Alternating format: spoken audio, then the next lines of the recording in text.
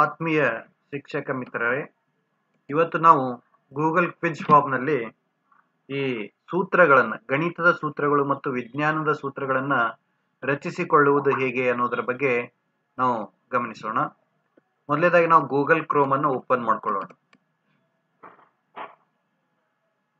Google Chrome ಅನ್ನು open ಮಾಡಿಕೊಂಡು ನಮ್ಮ ಇಮೇಲ್ ಅಕೌಂಟ್ನಿಂದ ನಮ್ಮ ಗೂಗಲ್ ಡ್ರೈವ್ಗೆ ಪ್ರವೇಶಿಸೋಣ. ಗೂಗಲ್ ಡ್ರೈವ್ ಅನ್ನು ಪ್ರವೇಶಿಸಿದ ನಂತರ ನಾವು ಈಗಾಗಲೇ ಕ್ವಿಜ್ಗಳನ್ನ ಗೂಗಲ್ ಫಾರ್ಮ್ ಕ್ವಿಜ್ಗಳನ್ನ ರೆಡಿ ಮಾಡಿ ಇಟ್ಕೊಂಡಿದ್ದೇವೆ. ನಾನು ಒಂದು ಗೂಗಲ್ ಕ್ವಿಜ್ ಫಾರ್ಮ್ ಅನ್ನ ಓಪನ್ ಮಾಡ್ತೇನೆ. ಓಪನ್ ಮಾಡಿದ ನಂತರ ನಾನು ಇಲ್ಲೊಂದು ಪ್ರಶ್ನೆಗೆ ಏನ್ ಮಾಡಬೇಕಾಗಿದೆ, ನನಗೆ ಸೂತ್ರ ಬರಿಬೇಕಾಗಿದೆ. ಈ ಸೂತ್ರ ಬರಿಬೇಕಾದ್ರೆ ನಾನು ಇನ್ನೊಂದು ಪ್ರಶ್ನೆನ ಆಡ್ ಮಾಡ್ಕೊಳ್ತೇನೆ.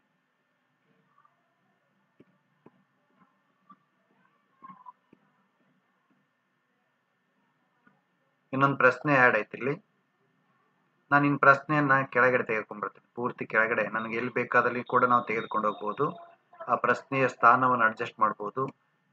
ಅಲ್ಲಿ ನಮ್ಮ ಮೇಲ್ಭಾಗದಲ್ಲಿ ಕಾಣ್ತಾ ಇದೆ ಇಲ್ಲಿ ಚುಕ್ಕೆಗಳು, ಇಲ್ಲಿ ನಾವು ಹಿಡಿದು ಕ್ಲಿಕ್ ಮಾಡಿ ಡ್ರ್ಯಾಗ್ ಮಾಡ್ಕೊಂಡು ಹೋಗ್ತಾ ಇದ್ರೆ ನಾವು ಆ ಪ್ರಶ್ನೆ ಎಲ್ಲಿ ಬೇಕಾದ್ರೆ ಅಲ್ಲಿ ಕೂಡ ನಾವು ಯಾವ ಪ್ರಶ್ನೆಯ ಮೇಲ್ಭಾಗದಲ್ಲಿ ಕೆಳಭಾಗದಲ್ಲಿ ಕೂಡ ಅಡ್ಜಸ್ಟ್ ಮಾಡ್ಬೋದು.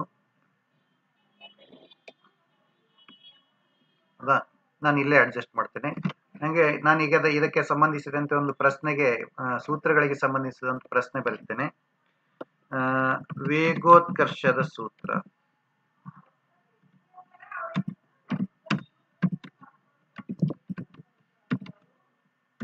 ವೇಗೋತ್ಕರ್ಷದ ಸೂತ್ರ ಅಂತೇಳಿ ನಾನು ಟೈಪ್ ಮಾಡ್ತೇನೆ.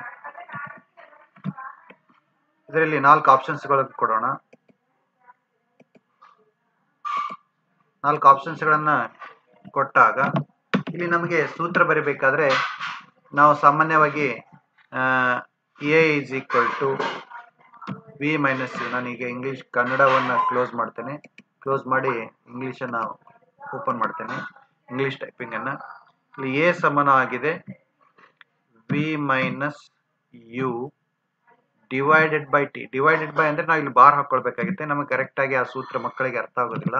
ಅದು ಕರೆಕ್ಟ್ ಆಗಿ ನಾವು a is equal to v minus u divided by t ನಾವು ತೆಗೆದುಕೊಳ್ಬೇಕಾದ್ರೆ ನಮಗೆ ಇಲ್ಲಿ ಯಾವುದೇ ಆಪ್ಷನ್ಸ್ಗಳಿಲ್ಲ. ಅದಕ್ಕಾಗಿ ನಾನು ಏನ್ ಮಾಡ್ತೇನೆ, ಒಂದು ಆಡ್ ಅನ್ನ ಆಡ್ ಮಾಡ್ಕೊಳ್ತೇನೆ.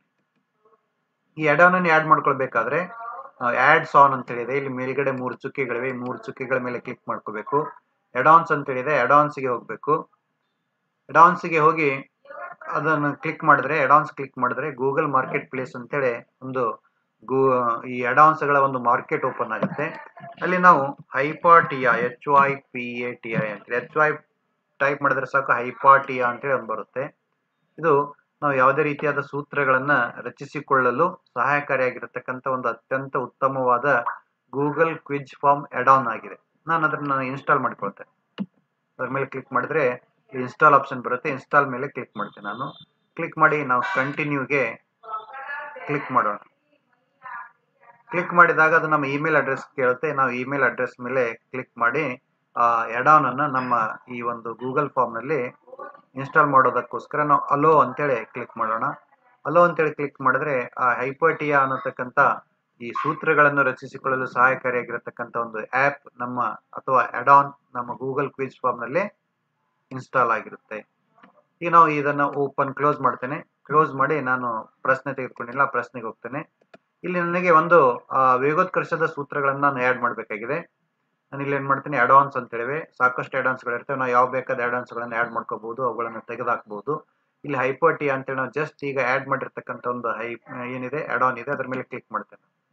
ಕ್ಲಿಕ್ ಮಾಡಿದಾಗ ಒಂದು ಬಾಕ್ಸ್ ಓಪನ್ ಆಗುತ್ತೆ. ಅದರಲ್ಲಿ ಅನೇಕ ಆಪ್ಷನ್ಸ್ಗಳಿವೆ. ಅದರಲ್ಲಿ ನಾನು ಇನ್ಸರ್ಟ್ ಮತ್ತು ಎಡಿಟ್ ಮ್ಯಾಚ್ ಅಂತ ಹೇಳಿದೆ, ಅದರ ಮೇಲೆ ಕ್ಲಿಕ್ ಮಾಡ್ತೇನೆ. ಕ್ಲಿಕ್ ಮಾಡಿದಾಗ ಈ ಹೈಪಾಟಿಯಾ ಅನ್ನತಕ್ಕಂಥ ಒಂದು ಆಡ್-ಆನ್ ಓಪನ್ ಆಗುತ್ತೆ. ಓಪನ್ ಆದ ನಂತರ ನನಗೆ ಈ ಸೂತ್ರ ಬೇಕಾಗಿದೆ. ಸೂತ್ರ ಯಾವ ರೂಪದಲ್ಲಿ ಇರಬೇಕಾಗಿದೆ ಅಂದ್ರೆ ನನಗೆ ಇಲ್ಲಿ ಎ ಡಿವೈಡೆಡ್ ಬೈ ಬಿ ನ ರೂಪದಲ್ಲಿ ಇರಬೇಕಾಗಿದೆ. ಹೌದಾ, ಇಲ್ಲಿ ನಾನು ಏನ್ ಮಾಡ್ತೇನೆ, ವಿ ಮೈನಸ್ ಯು ಅಂತ ಹೇಳಿ ಟೈಪ್ ಮಾಡ್ತೇನೆ, divided by t. Small t ಇದೆ, ಪಕ್ಕದಲ್ಲಿ ಎ ಸಮನಾಗಿದೆ ಅಂತ ಹೇಳಿ. ಈಗ ಎ ಸಮನಾಗಿದೆ v minus u divided by t ಆಯ್ತು. ನಾನು ಈ ಲಿಂಕ್ ಅನ್ನು ನಾನು ನನ್ನ ಕ್ವಿಜ್ ನಲ್ಲಿ ನಾನು ಬಳಸ್ಕೊಳ್ಬೇಕಾದ್ರೆ ಇಲ್ಲಿ ಕ್ರಿಯೇಟ್ ಲಿಂಕ್ ಅಂತ ಹೇಳಿದೆ, ಆ ಕ್ರಿಯೇಟ್ ಲಿಂಕ್ ಮೇಲೆ ಕ್ಲಿಕ್ ಮಾಡಬೇಕು. ಕ್ರಿಯೇಟ್ ಲಿಂಕ್ ನ ಮೇಲೆ ಕ್ಲಿಕ್ ಮಾಡಿದ್ರೆ ಲಿಂಕ್ ಈಸ್ ಸಕ್ಸಸ್ಫುಲಿ ಕಾಪಿಡ್ ಅಂತ ಒಂದು ಮೆಸೇಜ್ ತೋರಿಸುತ್ತೆ. ಅದು ಬಂದ ನಂತರ ನಾವು ಇದನ್ನ ಕ್ಲೋಸ್ ಮಾಡಬೇಕು. ಕ್ಲೋಸ್ ಮಾಡಿ ನಾನು ಮೊದಲನೇ ಆಪ್ಷನ್ಸ್ಗೆ ಅಥವಾ 4ನೇ ಆಪ್ಷನ್ಸ್ಗೆ ನಾನು ಆ ಒಂದು ಫಾರ್ಮ್ ಅನ್ನ ಕ್ವಿಜ್ ಅನ್ನ ಸೂತ್ರವನ್ನ ಹಾಕ್ತೇನೆ. ನಾನು ಅದಕ್ಕಾಗಿ ಏನು ಮಾಡ್ಬೇಕಿಲ್ಲೇ ಆಡ್ ಇಮೇಜ್ ಅಂತ ಹೇಳಿದೆ. 4ನೇ ಆಪ್ಷನ್ ನ ಪಕ್ಕದಲ್ಲಿ ಆಡ್ ಇಮೇಜ್ ಅಂತ ಹೇಳಿದೆ. ಅದರ ಮೇಲೆ ಕ್ಲಿಕ್ ಮಾಡಿದ್ರೆ ಆ ಆಡ್ ಇಮೇಜ್ ಅನ್ನತಕ್ಕಂಥ ಒಂದು ಬಾಕ್ಸ್ ಓಪನ್ ಆಗುತ್ತೆ. ಅದರ ಮೇಲೆ ಕ್ಲಿಕ್ ಮಾಡೋಣ. ಕ್ಲಿಕ್ ಮಾಡಿದಾಗ ಇಲ್ಲಿ ನೋಡಿ ಅನೇಕ ಆಪ್ಷನ್ಸ್ಗಳಿವೆ. ಇಲ್ಲಿ ನಾವು ಎಲ್ಲಿ ಹೋಗ್ಬೇಕಪ್ಪ ಅಂತ ಹೇಳಿ ಕೇಳಿದ್ರೆ upload camera by URL photos Google drive ಅನೇಕ ರೀತಿಯಾದ ಇಮೇಜ್ ಸರ್ಚ್ ಅಂತ ಹೇಳಿದೆ. ಇದ್ರಲ್ಲಿ ನಾವು ಬೈ URL ಅಂತ ಹೇಳಿದೆ. ಅದರ ಮೇಲೆ ಕ್ಲಿಕ್ ಮಾಡೋಣ. ಕ್ಲಿಕ್ ಮಾಡಿ ನಾವು ಈಗಾಗಲೇ ಕಾಪಿ ಮಾಡಿಕೊಂಡಿರ್ತಕ್ಕಂಥ ಒಂದು URL ಹೈಪರ್ಟಿಯಾನಿಂದ ಒಂದು URL ಕಾಪಿ ಮಾಡ್ಕೊಂಡಿದ್ವಿ. ಅದನ್ನು ಪೇಸ್ಟ್ ಮಾಡೋಣ. Ctrl+V ಹೊಡೆದರೆ ಸಾಕು, ನಾವು ಕಾಪಿ ಮಾಡಿಕೊಂಡಿರ್ತಕ್ಕಂಥ ಒಂದು URL ಏನಾಗುತ್ತೆ ಇಲ್ಲಿ ಪೇಸ್ಟ್ ಆಗುತ್ತೆ.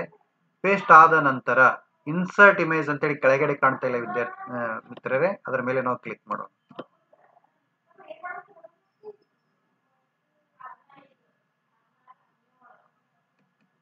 ಇನ್ಸರ್ಟ್ ಇಮೇಜ್ ಮೇಲೆ ಕ್ಲಿಕ್ ಮಾಡೋಣ. ಕ್ಲಿಕ್ ಮಾಡಿದ ಮೇಲೆ ಆ 4ನೇ ಆಪ್ಷನ್ ಆಗಿ ಏನ್ ಬಂತು, ಆ ಸೂತ್ರ ಬಂತು.